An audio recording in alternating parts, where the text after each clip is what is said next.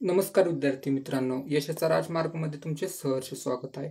आज आपण अर्थशास्त्र विषयातील सर्वात महत्त्वाचे मुद्दे बघणार आहोत आपण. तर आता खूप मुलं म्हणतात, की मला अर्थशास्त्र विषय अवघड जातो आहे, त्यासाठी काय केलं पाहिजे आहे. तर आता आपण पूर्ण अर्थशास्त्राबद्दल आपण माहिती घेणार आहोत, जे की राज्यसेवा पूर्व परीक्षेसाठी महत्त्वाचे आहेत. त्याचबरोबर कंबाईनसाठी सुद्धा महत्त्वाचे आहेत. त्यामुळे आता तुम्ही हे लेक्चर शेवटपर्यंत पहा. तुम्हाला नक्कीच यातून काय शिकायचे आहे ते तुम्हाला कळून येईल.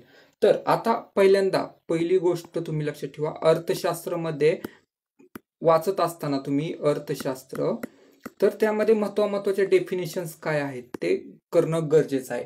आता तुम्ही जर बघितलं तर तो अर्थशास्त्र शब्द जो आहे तो कुठून आला ते बघितलं पाहिजे. त्याचबरोबर कौटिल्य जे आहेत त्यांचे अर्थशास्त्राची व्याख्या काय होती. त्यानंतर ॲडम स्मिथ यांना जे आपण अर्थशास्त्राचे जनक म्हणतो, तर त्यांनी कोणती व्याख्या दिली होती. त्याचबरोबर अल्फ्रेड मार्शल यांनी कोणती आपली अर्थशास्त्राची व्याख्या दिली. त्याचबरोबर महत्वाचे कन्सेप्ट त्यामध्ये करणं गरजेचं आहे. त्याचबरोबर रॅग्नर फ्रिश यांची 2 विभागात अर्थशास्त्राची विभागणी केली होती. आता पुढचं जर बघितलं तर कार्ल मार्क्स यांनी काय म्हटले होते, त्यांची काय कन्सेप्ट होती ते सुद्धा व्यवस्थित करणे गरजेचे आहे. आता पुढे जर म्हटलं तर अजून अर्थशास्त्राचे प्रकार लक्षात ठेवा मित्रांनो, अर्थशास्त्राचे प्रकार हे सुद्धा महत्वाचे आहेत. त्यामध्ये भांडवलशाही आहे, नंतर समाजवादी आहे, मिश्र व्यवस्था आहे आणि त्यामध्ये भारत कुठे आहे आता आणि प्रत्येक अर्थव्यवस्थेमध्ये भारत कधी होता हे पाहणं गरजेचं आहे. आता त्यानंतर पुन्हा बघितले आपण तर अर्थशास्त्राचे क्षेत्ररचना म्हणजेच प्राथमिक, द्वितीय, नंतर तृतीय असे बघणे गरजेचं आहे. आता प्राथमिक मध्ये म्हटलं तर शेती, खाणकाम, मत्स्य, सेकंडरी म्हटल्यावरती बांधकाम येते, कारखानदारी, वीज निर्मिती, तिसऱ्यामध्ये सेवा, वाहतूक, दळणवळण, चौथ्यामध्ये उच्च बौद्धिक क्षमता, संशोधन आणि पाचव्यामध्ये म्हटलं तर सरकार, विज्ञान, विद्यापीठ येते. हे तुम्ही करणं गरजेचं आहे. आता हा चॅप्टर सगळ्यात महत्वाचा आहे, मूलभूत संकल्पना. आता पुढचा जर बघितला आपण तर आता एक व्यवस्थित आता इथून पुढे तर आता राष्ट्रीय उत्पन्न हा चॅप्टर महत्वाचा आहे. आता राष्ट्रीय उत्पन्नामध्ये काय केलं पाहिजे आहे, तर राष्ट्रीय उत्पन्न बघत असताना त्यामधील समित्या करणे गरजेचे आहे. म्हणजेच पहिली समिती आहे राष्ट्रीय उत्पन्न समिती, ती स्थापना करणे गरजेचे बघणे आहे. त्यानंतर पुन्हा त्याचे अध्यक्ष कोण होते, सदस्य कोण होते, अहवाल कधी दिला, ह्या सगळ्या गोष्टी बघणे गरजेचे आहे. त्याचबरोबर राष्ट्रीय उत्पन्न मोजण्याच्या पद्धती करणं गरजेचे आहे. त्यानंतर राष्ट्रीय उत्पन्न मोजमाप करताना कोणत्या व्यक्तींनी मोजले होते, त्यांचे दर उत्पन्न किती होते वगैरे सगळं मोजलेलं आहे ते व्यवस्थित करणं गरजेचं आहे. त्यामध्ये दादाभाई नौरोजी यांचं राष्ट्रीय उत्पन्न मोजले होते तर त्यांनी किती दिले होते, पुन्हा R.B. राव यांनी किती दिले होते, हे महत्वाचे प्रश्न त्यामध्ये करणे गरजेचे आहे.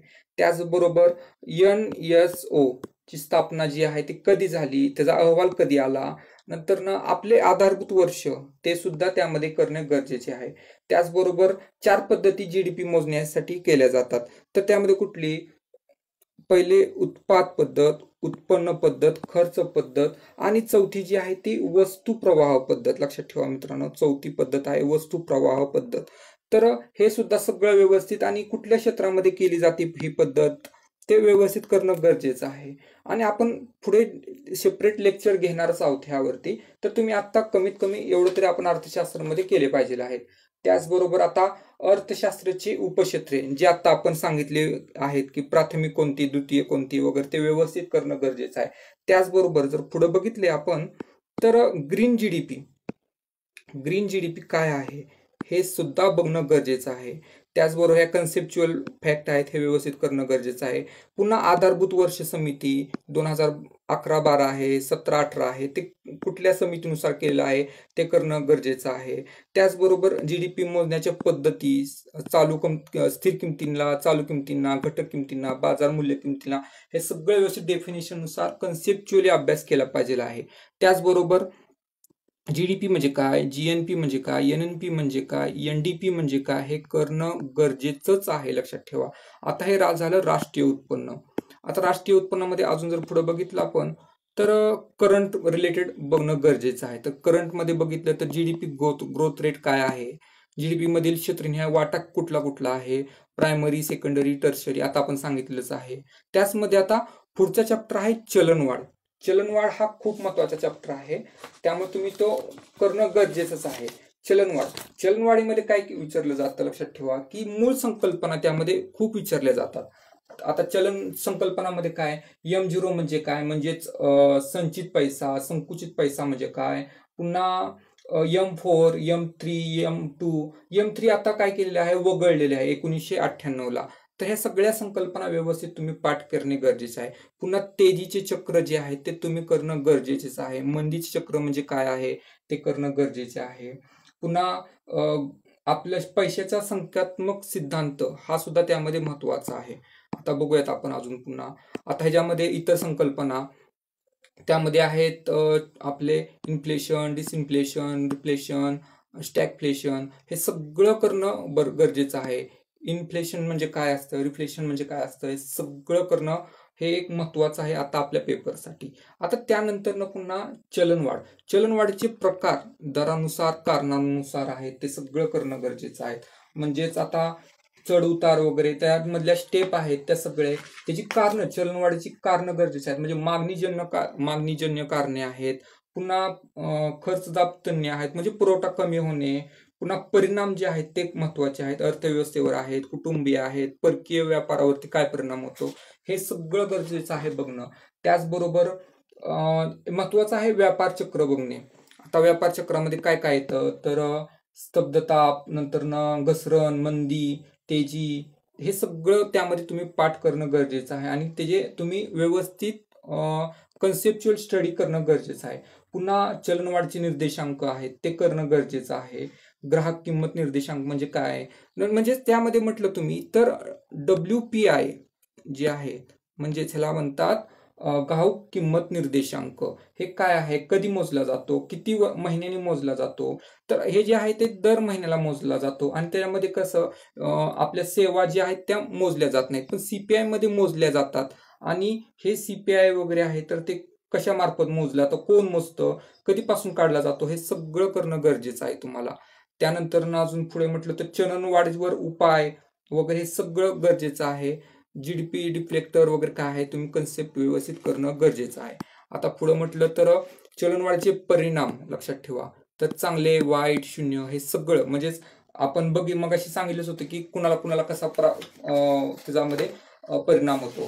तर तुम्हाला थोडक्यात म्हटलं तर अर्थव्यवस्थेवर कोणता परिणाम होतो, कुटुंब संस्थांना कोणता परिणाम होतो, आणि पुन्हा परकीय व्यापारमध्ये कसा परिणाम होतो, हे सगळं करणं गरजेचं आहे.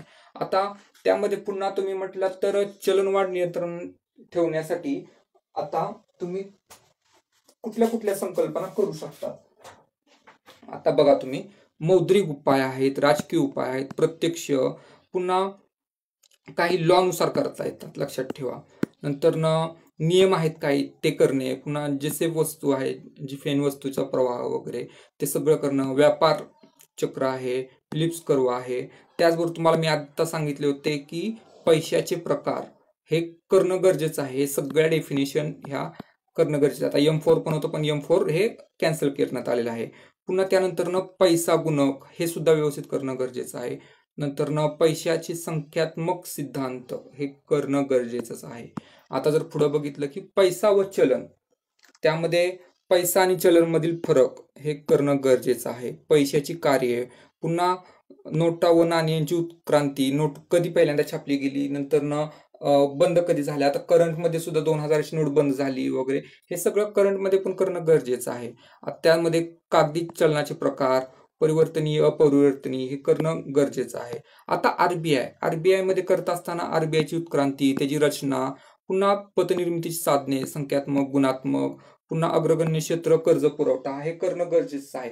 त्यामध्ये पुन्हा RBI ऍक्ट आहे 1934चा, तो करणं गरजेचं आहे. मौद्रिक धोरण समिती आहे.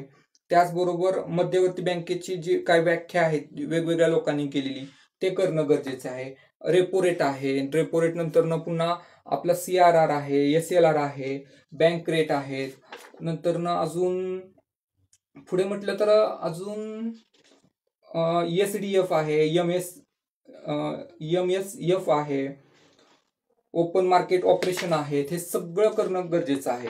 आणि त्यानंतर पुन्हा भारतीय व्यापारी बँक व्यवसाय हा सुद्धा त्यामध्ये खूप महत्वाचा आहे, लक्षात असू द्या.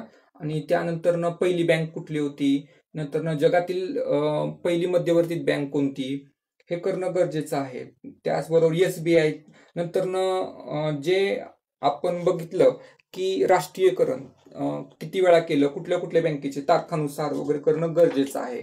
नंतर खाजगी बँका किती आहेत, नंतर आपल्या ज्या समित्या ज्या होत्या ते सुद्धा करणं गरजेचं आहे. त्या समित्यांमध्ये महत्वाची समिती आहे ती म्हणजे आपले 1991ची.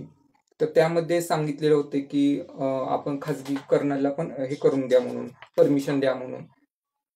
पुन्हा प्रादेशिक ग्रामीण बँका, RRBs लक्षात ठेवणं हे तुमचं गरजेचं आहे. 1991ची मला आता म्हटलेलं नरसिंह समिती आहे.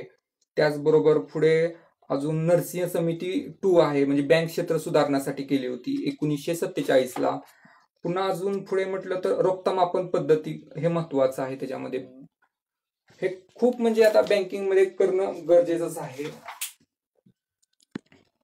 त्याचबरोबर आता पुढचा आहे महत्वाचा चॅप्टर म्हणजे सार्वजनिक वित्त, लक्षात ठेवा. तर सार्वजनिक वित्तामध्ये अर्थसंकल्पची सुरुवात उत्क्रांती करणं गरजेचं आहे. त्यामध्ये पहिला अर्थसंकल्प कोणी मांडला, नंतर कधी मांडला, नंतर आधी रेल्वेचा अर्थसंकल्प वगैरे कसा प्रकारे मांडला जात होता हे करणं त्यामध्ये गरजेचं आहे. राजकोषीय धोरण, उद्दिष्टे, अर्थसंकल्प रचना, पुन्हा भारत शासनाचे निधी 3 आहेत, ते नंतर वित्त मंत्रालय रचना ते करणं गरजेचंच आहे त्यामध्ये. पुन्हा अर्थसंकल्प निर्मितीची प्रक्रिया कशी असते, अनुदानाचे प्रकार, तुटीचे प्रकार, नंतर अर्थसंकल्प प्रकार, प्रारूप काय आहेत, संसदीय समित्या, कॅग, नंतर CGA, सगळं म्हणजे हे महत्वाचंच आहे यासाठी. आता तर तुम्हाला सांगायचं म्हटलं तर आपला FRBM ऍक्ट 2003चा आहे, तो महत्वाचा आहे, लागू कधी झाला. त्याचबरोबर अजून पुढे राजकोषीय तूट, महसुली तूट कमी करण्यासाठी काय केलं जातं. नंतर त्यामध्ये समित्या सुद्धा आहेत, त्यामध्ये 2016ची NK सिंग समिती आहे. अजून भांडवली तूट म्हणजे काय, राजकोषीय तूट म्हणजे काय, प्राथमिक तूट म्हणजे काय, राजकोषीय तूट, प्रभावी महसूल तूट, हे त्यामध्ये करणं गरजेचं आहे. आता जर पुढे बघितलं आपण तर कर संरचना. तर कर म्हटलं तर आता प्रत्यक्ष कर, अप्रत्यक्ष कर हे करणं गरजेचं आहे. त्यामध्ये पुन्हा अप्रत्यक्ष करामध्ये काय काय येतं, नंतर अप्रत्यक्ष करामध्ये काय येतं हे करणं गरजेचं आहे. आता त्यामध्ये पुन्हा कर कसोट्या आहेत, कराचे प्रकार, लाफर कर व भारतातील महत्वाचे प्रकार हे करणं गरजेचंच आहे. आता तुम्ही जर म्हटला तर प्रत्यक्ष करावरती आणि आपले जे अप्रत्यक्ष कर आहे सगळं डिवायडेशन व्यवस्थित करून तुम्ही केलं पाहिजे. सीमा कर काय आहेत, विक्री कर काय आहेत, अबकारी कर, हे सगळे म्हणजे अप्रत्यक्ष कर आहे ते करणं गरजेचं आहे. सेवा कर, पुन्हा वॅट म्हणजेच मूल्यवर्धित कर प्रणाली, हे करणं त्यामध्ये गरजेचंच आहे. GST आहे महत्वाचं, लागू कधी झालं, 1 जुलै 2017 साली. किती राज्यांनी परमिशन दिली होती तर 23 राज्यांनी, लक्षात असू द्या. पुन्हा कर सुधारणा समिती जे आहेत ते महत्वाचे आहे ते करणं. पहिली समिती कोणती होती, ती कशा रिलेटेड होती, राज समिती आहे, LK झा समिती, चोक्सी समिती, हे सगळं तुम्ही करणं गरजेचं आहे ह्यामध्ये. पुन्हा वित्त आयोग, वित्त आयोग म्हटलं तर 13, 14, 15 हे महत्वाचे आहेत. आणि आता लेटेस्ट मध्ये सुद्धा आहे, ते सुद्धा करणं गरजेचं आहे. त्यांचे अध्यक्ष वगैरे सदस्य कोण कोण होते वगैरे ते करणं गरजेचे आहे. त्याचबरोबर त्यानंतर आता पुढचा आहे तो उद्योग. उद्योगांमध्ये बघितलं आपण तर IIPs, गाभा क्षेत्र, औद्योगिक धोरण जे आहे ते सगळे धोरणं व्यवस्थित करणं गरजेचं आहे. राष्ट्रीय उत्पादन धोरण 2011चं ते करणं, मेक इन इंडियावरती जास्त प्रश्न आता सध्या विचारत आहेत तर ते करणं गरजेचं आहे. त्याचबरोबर आता आर्थिक सुधारणा. आर्थिक सुधारणा बघितलं तर आर्थिक सुधारणामध्ये काय येतं, अनुकूल कुठलं वर्ष होतं, नंतर LPG म्हणजेच आपला 1991 पासून सुरुवात झालेली आहे. तर त्यामध्ये त्याचा LPGचा लॉंग फॉर्म, त्याची दिशा, मार्ग आणि आपलं एम काय होतं हे विचारलं जातं. त्यामध्ये IMF आहे, WHT आहे, वर्ल्ड बँक आहे, सगळं करणं गरजेचं आहे, त्यांची स्थापना वगैरे. त्याचबरोबर पुढे म्हटलं तर परकीय व्यापार. परकीय व्यापारमध्ये अनुकूल, प्रतिकूल वर्ष कोणकोणते होते हे सगळं करणं त्यामध्ये गरजेचं आहे. आयात निर्यात धोरण जे आहे ते करणं गरजेचं आहे. अवमूल्यन कधी कधी झालं ते करणं गरजेचं आहे. EPZ, सेज हे सगळं करणं गरजेचं आहे. परकीय गुंतवणूक, FDI हे सगळं आहे ते महत्वाचे आहेत आणि त्याचे रेट आणि हे सगळं करणं गरजेचं आहे. आता अजून ह्या पुढच्या महत्वाचा चॅप्टर आहे तो म्हणजे दारिद्र्य व बेरोजगारी. लक्षात असू द्या.